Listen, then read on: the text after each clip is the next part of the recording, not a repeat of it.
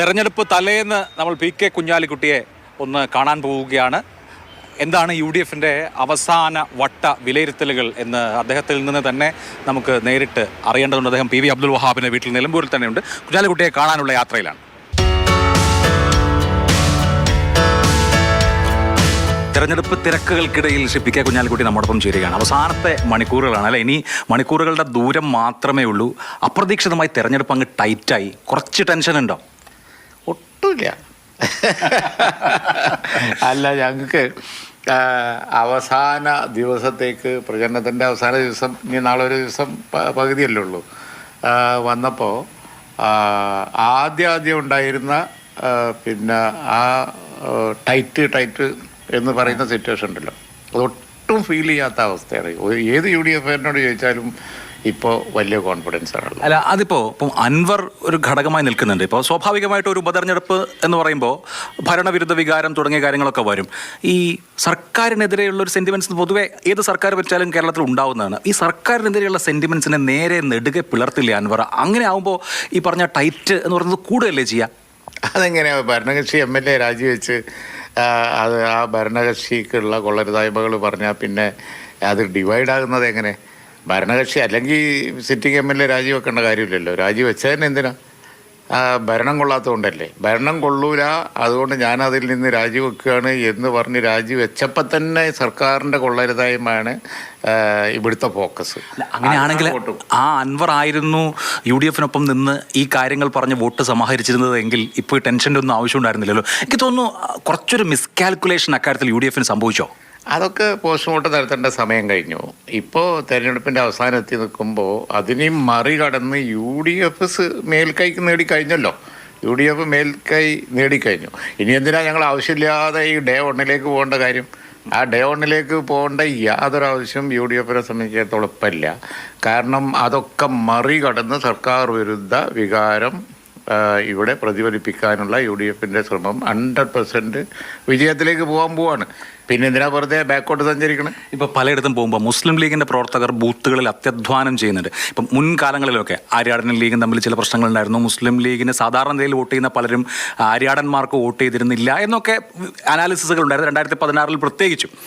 അപ്പോൾ മുസ്ലിം ലീഗ് പ്രവർത്തകർക്ക് എല്ലാവർക്കും സ്വീകാര്യനാണോ സ്ഥാനാർത്ഥി എന്ന് ചോദിച്ചാൽ 100% അങ്ങനെയെന്ന് പറയാൻ പറ്റില്ല. എങ്കിൽ പോലും ഒരു വോട്ട് പോലും ഇങ്ങനെയൊന്നുള്ള സെൻറ്റിമെൻസിൻ്റെ പേരിൽ പോകാൻ പാടില്ല എന്നൊരു നിർബന്ധ ബുദ്ധിയോടുകൂടി പ്രവർത്തിക്കുന്നുണ്ടോ ലീഗ്? ആ ലീഗിനെ അറിയാത്തവരാണ് ഇതൊക്കെ. ആര്യാടൻ ഇവിടെ മത്സരിച്ചപ്പോഴും ആര്യാടനും ലീഗുമായി എന്ത് അഭിപ്രായ വ്യത്യാസം ഉണ്ടായിരുന്നെങ്കിലും ലീഗുകാർ ആര്യാടന് വോട്ട് ചെയ്തില്ല എന്നുള്ള ഒരു ആക്ഷേപം ഉണ്ടായിട്ടേ ഇല്ല. അത് മീഡിയയിൽ മാത്രം വരുന്ന ഒരു സംഗതിയാണ്. ഞങ്ങൾക്കത് അറിഞ്ഞൂടാ. UDF സ്ഥാനാർത്ഥിയായി ആര്യാടൻ നിന്നപ്പോഴൊക്കെ പാണക്കാട് തങ്ങൾ പറഞ്ഞു കഴിഞ്ഞാൽ പിന്നെ അതത് കാലത്ത് ശിഹാബ് തങ്ങളായാലും ഹൈദരലി തങ്ങളായാലും ഇപ്പോൾ സാദിഖ് അലി തങ്ങളായാലും ലീഗിൻ്റെ വോട്ട് ആ സ്ഥാനാർത്ഥിക്ക് ഉണ്ടാവും. അല്ലാത്തതൊക്കെ ഞങ്ങൾ മീഡിയ കാണുമ്പോൾ നമ്മളെ പറ്റിയാണല്ലോ ഈ പറയുന്നത് എന്നും പറഞ്ഞ് പിന്നെ ഞങ്ങൾ അത്ഭുതപ്പെടലാണ്. ഞങ്ങൾ വോട്ട് ചെയ്യാതിരുന്ന കാലഘട്ടം ഉണ്ടായിട്ടേ ഇല്ല. ഈ സ്വരാജാണ് എതിർ സ്ഥാനാർത്ഥി എന്നുള്ളതൊരു പ്രശ്നമാണ്. ഇപ്പോൾ ഞാൻ കുഞ്ഞാലിക്കുട്ടി സാഹിബിനെ കാണാൻ വന്നപ്പോൾ ഇവിടെ ഉണ്ടായിരുന്ന 2 പേർ, PV അബ്ദുൽ വഹാബും KM ഷാജിയും. ഇവർ 2 പേരും മുമ്പ് പറഞ്ഞ ഈ തെരഞ്ഞെടുപ്പിന് സമയത്തല്ല, മുമ്പ് സ്വരാജിനെ കുറിച്ച് പറഞ്ഞ 2 വാചകങ്ങളുണ്ട്. ഒരിക്കൽ ഷാജി തന്നെ പറഞ്ഞിട്ടുണ്ട്, അപ്പുറത്തുനിന്ന് ആരെങ്കിലും വന്നാൽ നല്ലതാണെന്ന് വെച്ചാൽ സ്വരാജ് ആണെങ്കിൽ ഞങ്ങൾക്ക് ഓക്കെയാണ്. അപ്പോൾ മുസ്ലിം ലീഗിൻ്റെ നേതാക്കൾക്കും പ്രവർത്തകർക്കും അല്ലെങ്കിൽ കോൺഗ്രസ്സുകാർക്കും ഒക്കെ അഭിമതനായ ഒരു സ്വീകാരനായിട്ടുള്ള സ്ഥാനാർത്ഥിയാണ് അപ്പുറത്ത് എന്നുള്ളത് ഇപ്പോൾ സാധാരണ നിലയിൽ UDFന് വോട്ട് ചെയ്യുന്ന ആളുകളെ തന്നെ ഒന്ന് മറിച്ച് ചിന്തിക്കാനൊക്കെ പ്രേരിപ്പിച്ചേക്കില്ലേ?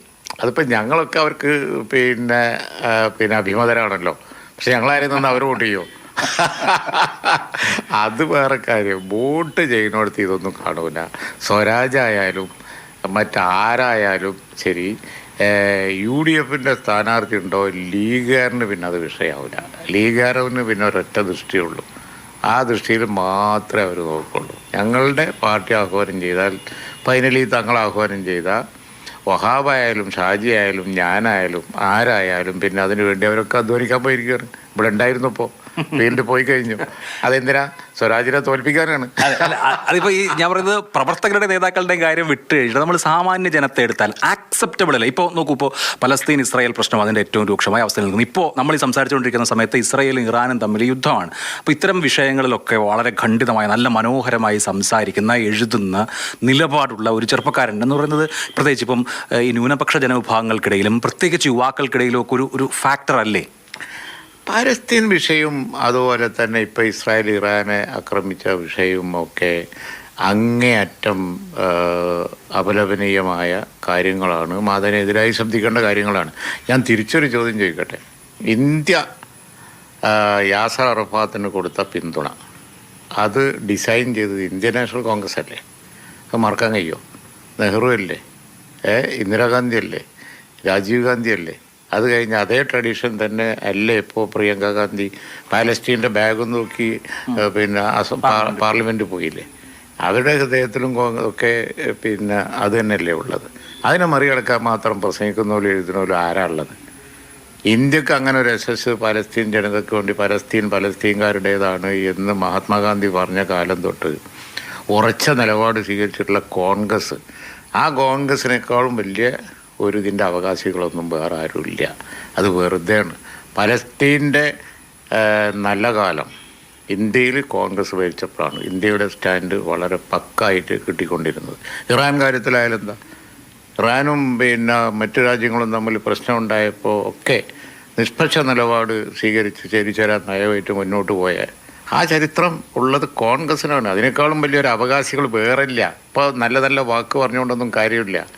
രാജ്യത്തിൻ്റെ പോളിസിയും രാജ്യത്തിൻ്റെ സപ്പോർട്ടും ഡിസൈൻ ചെയ്തത് ഇന്ത്യൻ നാഷണൽ കോൺഗ്രസ്സാണ്. അവർ വന്നാലേ ഇനിയും അത് തുടരുള്ളൂ. ഒന്ന് രണ്ട് കാര്യങ്ങൾ കൂടി. അതായത് ഇപ്പോൾ ഇന്നലെ ഞാൻ മുഖ്യമന്ത്രിയുടെ പ്രസംഗം, കരുളായിലെ മുഖ്യമന്ത്രിയുടെ പ്രസംഗം കേട്ടു. അപ്പോൾ അദ്ദേഹം ആദ്യം മുതൽ ഉന്നയിക്കുന്ന ഒരു രാഷ്ട്രീയ വിഷയം എന്ന് പറയുന്നത് ഇപ്പോൾ ജമാഅത്തെ ഇസ്ലാമി UDF-നെ പിന്തുണയ്ക്കുന്നു. രാഷ്ട്രീയത്തിൽ തള്ളേണ്ടവരും കൊള്ളേണ്ടവരുമുണ്ട്. പക്ഷെ കൊള്ളേണ്ടവർ മാത്രമേ ഉള്ളൂ UDF-നെ, തള്ളേണ്ടവരില്ല എന്ന നില വന്നിട്ടുണ്ടെന്ന് പറയുന്നു. മീഡിയ വൺ ചാനലിൻ്റെ ഉദ്ഘാടനത്തിലും മാധ്യമം പത്രത്തിൻ്റെ ഉദ്ഘാടനത്തിലും ഒക്കെ പാണക്കാട് ഹൈദരലി തങ്ങളും പാണക്കാട് മുഹമ്മദ് അലി തങ്ങളും സ്വീകരിച്ചൊരു നിലപാട് മുഖ്യമന്ത്രി പിണറായി വിജയൻ പൊതുപ്രസംഗങ്ങളിൽ ചൂണ്ടിക്കാണിക്കുന്നു. അന്ന് ലീഗിനൊരു നിലപാടുണ്ടായിരുന്നു. ഇന്ന് അങ്ങനെ ആ നിലപാട് മാറ്റി ജമാഅത്തെ ഇസ്ലാമിയുടെ കീഴിലായി അല്ലെങ്കിൽ അവരുടെ ഒരു സൗഹൃദ പട്ടികയിലായി എന്നൊക്കെ പറഞ്ഞു. ശരിയാണോ? ഇതിനൊക്കെ ജീവിക്കുന്ന ഫോട്ടോസ് ഉണ്ട്. ഇവർ നടത്തുന്ന പല പ്രസ്താവനകളും അടിസ്ഥാനരഹിതമാണ് എന്നുള്ളതിന് തെളിവായി അവരൊക്കെ പോയി പങ്കെടുത്തതിൻ്റെ ഫോട്ടോ ഈ രാജ്യത്തുണ്ട്. സോഷ്യൽ മീഡിയയിലൂടെ കുട്ടികളത് വിട്ടുകൊണ്ടിരിക്കുകയാണ്. ഏത് പരിപാടിക്കാണ് അവർ പോകാത്ത? ഞാൻ പറയട്ടെ, ഒന്നിച്ചിരുന്ന് ക്യാമ്പയിൻ ചെയ്ത് ഒന്നിച്ചിരുന്ന് പഞ്ചായത്തുകൾ ഭരിച്ച് വൈസ് പ്രസിഡന്റും ആയിട്ട് ഭരിച്ച് ഞങ്ങളിതിനൊന്നും പോയിട്ടില്ല.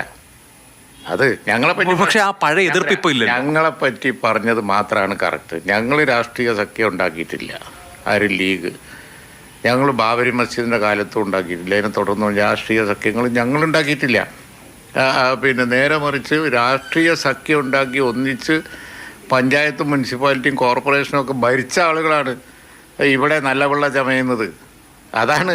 അത് മാത്രമല്ല, ഇത് ഏറ്റവും വലിയ തമാശ എന്താ വെച്ചാൽ ഈ പറഞ്ഞ പത്രകത്ത് ഉദ്ഘാടനത്തിനും ചാനൽ ഉദ്ഘാടനത്തിനും ഒക്കെ അവർ പോയതിൻ്റെ ഫോട്ടോ ഉണ്ട്. നിരോധിച്ചപ്പോൾ ഞങ്ങളെല്ലാവരും കൂടി ഒന്നിച്ച് അതിനെ എതിർത്തതിൻ്റെ ഫോട്ടോ ഉണ്ട്. നിരോധനം വേറൊരു കാര്യമാണല്ലോ, അത് ആർക്കും അംഗീകരിക്കാൻ പറ്റില്ല. അല്ല, ഉദ്ഘാടനവും അവാർഡും അംഗീകാരവും പ്രോത്സാഹനവും കോപ്പി സ്വീകരിക്കും ഇതിൻ്റെ ഒക്കെ ഫോട്ടോസ് ഉണ്ട്. നിങ്ങൾ സോഷ്യൽ മീഡിയ എടുത്ത് നോക്കും. എന്നിട്ട് എന്നോട് തർക്കിച്ചാൽ മതി. ഇല്ലെങ്കിൽ എന്നോട് പറ. അല്ല, അതിലുള്ള ഒരു പ്രശ്നം ഇപ്പോൾ ഈ ലീഗിൻ്റെ പ്ലാറ്റ്ഫോമുകൾ പൊതുവെ ജമാഅത്തെ ഇസ്ലാമി വർജിലായിരുന്നു. ഇപ്പോൾ 2010 തീവ്രവാദത്തിനെതിരെ ഒരു എല്ലാ മുസ്ലിം സംഘടനകളുടെയും യോഗം വിളിച്ചപ്പോൾ ലീഗ് ജമാഅത്തെ ഇസ്ലാമിയെ വിളിച്ചില്ല.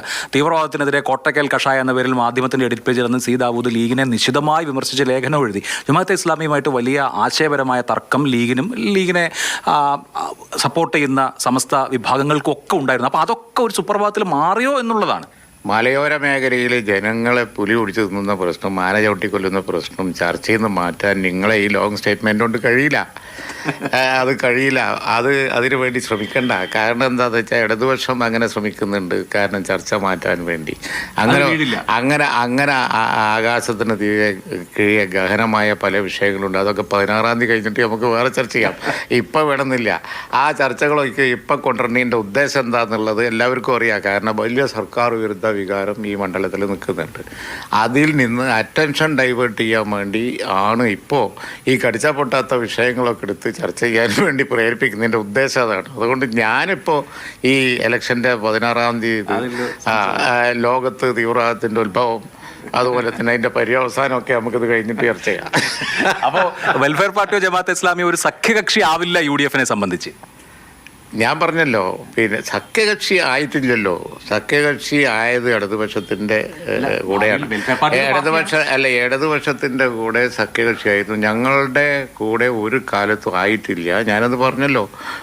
അവർ അവരുടേതായ കാരണങ്ങളാൽ പുറത്തു നിന്ന് പിന്തുണ നൽകുന്നതാണ് എന്ന് ഞങ്ങൾ നേരത്തെ സ്റ്റാൻഡ് എടുത്താണ്. അതുകൊണ്ട് ഞങ്ങളെ സ്റ്റാൻഡിലോ ഞങ്ങൾ അനുകൂലിക്കുന്ന ഏതെങ്കിലും സംഘടനകൾക്കോ ഒന്നും അതിൽ യാതൊരുവിധ പിന്നെ ശങ്കയില്ല. അത് എത്ര മീഡിയ വളച്ചൊടിച്ചാലും അതുപോലെ തന്നെ ഇടതുപക്ഷം ചർച്ചയാക്കാൻ ശ്രമിച്ചാലും ശരി, ഞങ്ങളുടെ നയം ക്ലാരിറ്റി ഉള്ളതാണ് ഈ കാര്യത്തിൽ. അതിലൊന്നുമില്ല. ക്ലാരിറ്റി ഇല്ലാത്തത് ഇടതുപക്ഷത്തിന്. അവരൊന്നിച്ചിരുന്നു, ഒന്നിച്ചു കൂടി, ഒന്നിച്ച് ബോർഡ് പങ്കിട്ടു, ഒന്നിച്ച് എല്ലാ കാര്യങ്ങളും ചെയ്തിട്ട് ഇപ്പം തിരിഞ്ഞു എന്ന് പറയണം. അതാണ് ഇപ്പൊ UDF-ന്റെ കാര്യത്തിൽ സതീശൻ ഒറ്റയ്ക്ക് എല്ലാ തീരുമാനങ്ങളും എടുക്കുന്നു എന്നുള്ളൊരു അതൃപ്തി ലീഗിനുണ്ടോ? അങ്ങനൊന്നുമില്ല. അങ്ങനെയുള്ള യാതൊരു ആക്ഷേപവും ഇല്ല. ഓരോരുത്തർക്കും ഓരോരോ രീതികളുണ്ടാവും. പക്ഷേ തീരുമാനമൊക്കെ ഞങ്ങൾ ഒന്നിച്ചിരുന്ന് ചർച്ച ചെയ്ത് UDF-ൽ ആലോചിച്ചിട്ട് തന്നെയാണ് എടുക്കുന്നത്. അല്ലാത്ത യാതൊരു ആക്ഷേപവും ലീഗിനില്ല. അല്ല, എന്നാലും കുറച്ചുകൂടി ഡെമോക്രാറ്റിക് ആവണം. UDF ഒരു ജനാധിപത്യ സംവിധാനമാണല്ലോ. കുറച്ച് ഡെമോക്രസിയുടെ കുറവ് ലീഗിന് ഫീൽ ചെയ്യുന്നുണ്ടോ? അല്ല, അതിപ്പോൾ ഒരാൾ കൂടുതൽ ഷാർപ്പാണ്, മറ്റൊരാൾ ഷാർപ്പല്ല. പ്രശ്നമല്ല. അല്ല, ഒരിക്കലും ഒരു പ്രശ്നമായിട്ടില്ല. അങ്ങനെ ഒരു പ്രശ്നമായി എന്ന് ലീഗ് എവിടെയും ഒരിക്കലും പറഞ്ഞിട്ടുമില്ല. ലീഗിന് അങ്ങനെ പ്രശ്നമായി തോന്നിയിട്ടുണ്ടെങ്കിൽ അത് പിന്നെ അകത്ത് പറയാൻ ഞങ്ങൾ മടിക്കൂല. പക്ഷേ അങ്ങനെ ഒരു വിഷയവുമില്ല. മാത്രമല്ല, ഞങ്ങൾക്ക് തരാൻ അങ്ങനത്തെ ഒരു പ്രശ്നങ്ങളൊന്നും ഇല്ല.